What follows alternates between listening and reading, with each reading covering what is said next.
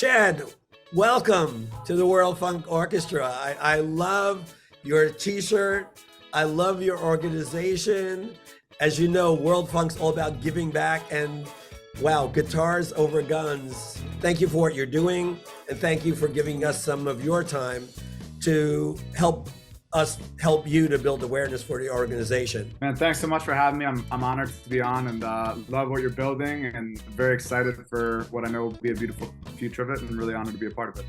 Yeah, I want to say, first of all, for anyone listening, the sound behind us is Drexel, the World Funk mascot, who is electing to add music to this interview. He's never done it before. Chad, the mission of World Funk is to give back, heal, believing in the power of music to bring people together. When I first heard about Guitars Over Guns, it was like, wow, kindred spirits. Let's talk a little bit about your background and how you came about to starting Guitars Over Guns. Yes, so I'm a musician of the core. I feel like it's the one thing I knew I was from the earliest age. And I think really like, when I think back around the role that music played in my life and what it gave me, not the least of which was kind of space to understand and explore who I was. It was a really powerful thing and helped me to channel a lot of my energy, to escape what I needed to escape, to find purpose and passion and identity in that. And it's really taken me on every kind of pivotal step in my journey. There was my mentor that was, 15, 20 years older that kind of showed me the ropes around the music industry and everything from, how to book a band, how to find a gig, how to hang on a jam session, all the kind of non-musical elements of being a musician, and how much that really allowed like this dark path that I wanted to go down. It was almost like somebody was flipping the lights on. If not for him, wouldn't be where I'm at today. And I'm still a professional musician, but really my life has taken so many different directions and led me to running this organization. But it was that kind of boost of confidence of somebody seeing something in me that I didn't even necessarily believe in myself that led me to where I am. I ended up going to University of Miami on a jazz trombone scholarship, touring and playing with a bunch of incredible artists from the pop world and Pitbull and Shakira to having some really global experiences with funk, touring with James Brown's band after he had died, with Pee Wee Ellis and Maceo and Fred Wesley and Wait. You don't say Maceo without us making sure everyone knows the names of the people that you've mentioned. So could you just, not to sidetrack you, but could we speak a little bit about who you got to play with? Because I had that moment in the early part of my career, like with Bernie Worrell in the room and going, you're really playing on a song? Pee Wee Ellis, Fred Wesley, and Maceo Parker were the core of the JBs, the horn section that played with Fred's band and were the MDs for independently and trading off over the course of the most kind of important years of James's music, and wrote a lot of that music. And Pee Wee's actually credited with writing the first funk tune, which is Cold Sweat, which is when you had 12/8, like Try Me, Flaming Lips, James Brown's original band, and that like Try Me, that shuffle thing into like all that straight for funk. And that's the gospel of James Brown, right? Like the one, the funk, the backbeat, all of that. How does it turn from love of music into this foundation? And what was the inspiration? Was it a particular story, or was it just a belief? Like all good beliefs, they lead to very, very important particular stories. And so, I'm in this band now in Miami 17, 18 years ago, Swanalo. And this band is like this melting pot of all these global influences, right? We're in Miami, so we've got Afrobeat, we've got funk, we've got Cuban music, we've got Puerto Rican rhythms, Venezuelan, Colombian, Haitian, Dominican, all in this band. And so we've got this kind of like, we called it Afro-Latin baby making Descarga funk, which was like the tagline of the style of music, because you just couldn't really put it into a box. But these guys were all a part of the community too. And we were doing all kinds of responding to the call, right? And it didn't feel like anything other than what you would just do if a friend asked, hey, my kid needs an instrument, or I'm teaching this class, can you guys come and do a rhythm workshop? Or one of them was, hey, I'm trying to reach these young men and I just can't get through, and like maybe a career day with some musicians would be better. And it turns out that this was at a juvenile detention center. And so we show up to the juvenile detention center. We've got all of our gear. I'm only a couple years older than some of these young men.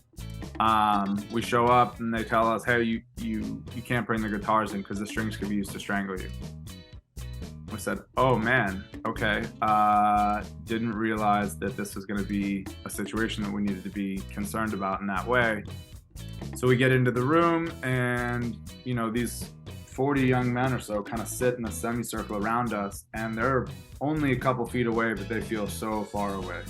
And it was pretty clear that we weren't giving them anything that they wanted or needed or were interested in. And so we said, all right, we'll bag it. And after minutes of talking to like a totally cold audience, there's only so much that you can say before you just want to give people their time back. And so we were about to do that and played a song instead.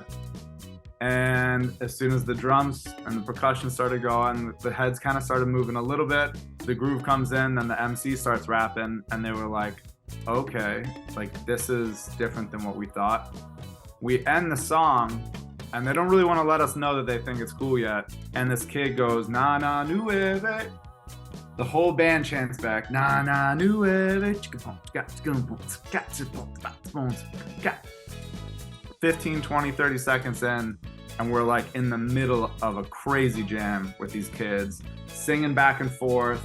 Kids are banging on whatever is in front of them, like making beats. Our MC starts freestyling. The horns have their little riff that they're coming up with. The guitars are on a funky little lick, and it's just like, how do you not in that moment? Everyone is completely equaled out at that point, right? Like we're all contributing something to this space, energetically, verbally, sonically, and like it went to that sacred place that we all know. Everyone's in the orchestra. Everyone's contributing. It's a drum circle. It's that thing that's the heartbeat of music. And you experienced it with these kids. I'm holding on to my emotions. So just so you know, because it's like, that's what the purpose of music is. I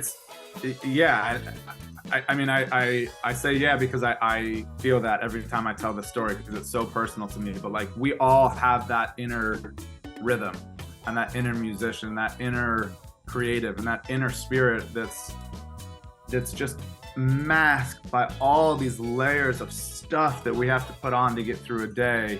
And not that everyone's a musician per se in the traditional sense that we think of it, but like everyone is a creative soul that has something to say. And what happens is when, especially these young men, their story's been told before they even have a chance to write it themselves, right? You got a system or a cop or whoever that's looking to confirm some bias about these young men. And it's an oops, I got you moment, instead of like a who are you, what do you have to say, what do you bring to this world that's invaluable?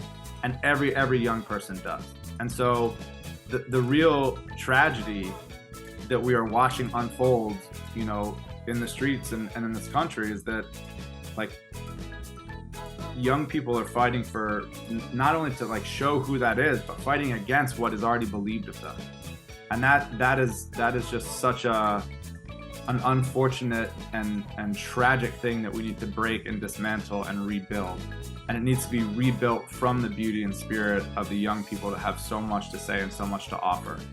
And so in that moment, here I am living my entire life for that feeling of being on stage, that ultimate, it's the most spiritual place in the world for me and for most musicians, is when you're in that moment, you're contributing something energetically to a space that's being matched by other people and elevated to a place where you cannot be on your own.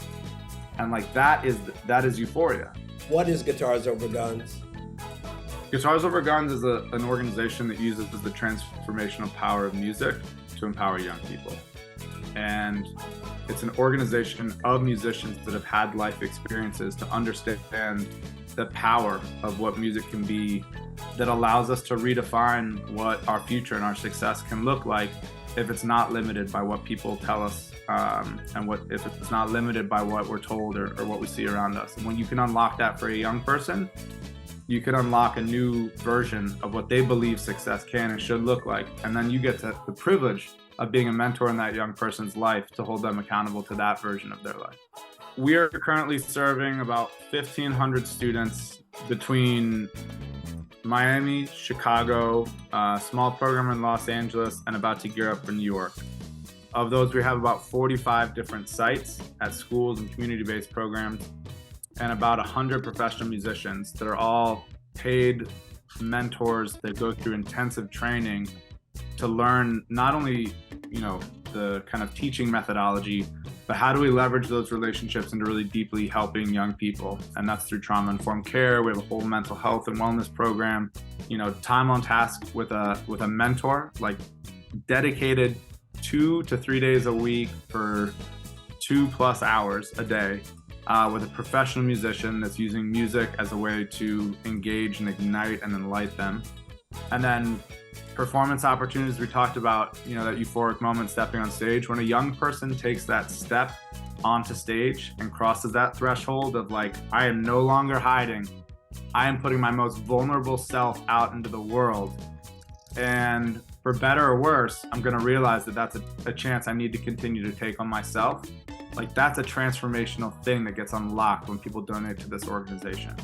Is there one story or one person that could stand for the multitude of stories that you might have that you could refer to where you saw a difference was made?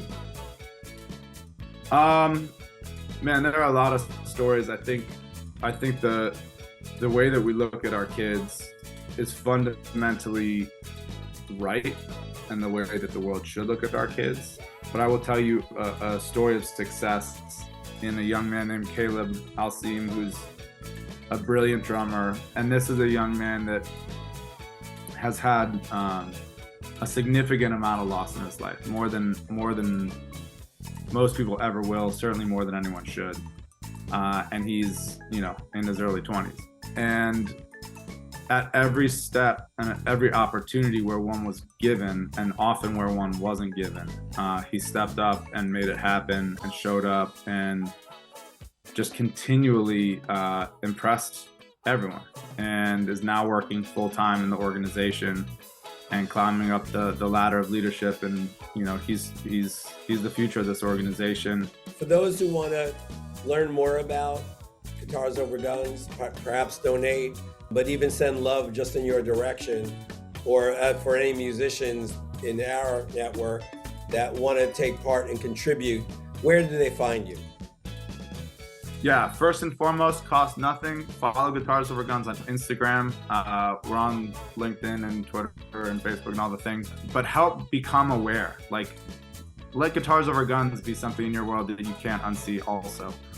And then our website is guitarsoverguns.org. Keep up to date, and please do make a donation if you feel so inspired. It really does help. We've got a big event coming up October 28th in Miami, a wonderful opportunity. We're trying to raise $750,000. Like, we're really trying to do this thing. And we have a big event at the end of the year in Chicago, Day of Gratitude, Giving Tuesdays coming up, Give Miami Days coming up. All stuff that you can find out about by following social media, signing up for the email list, and checking out the website. So, anybody that is in support of what we're doing, be with us in any way that you can. And we genuinely appreciate you. You cannot believe the difference it makes.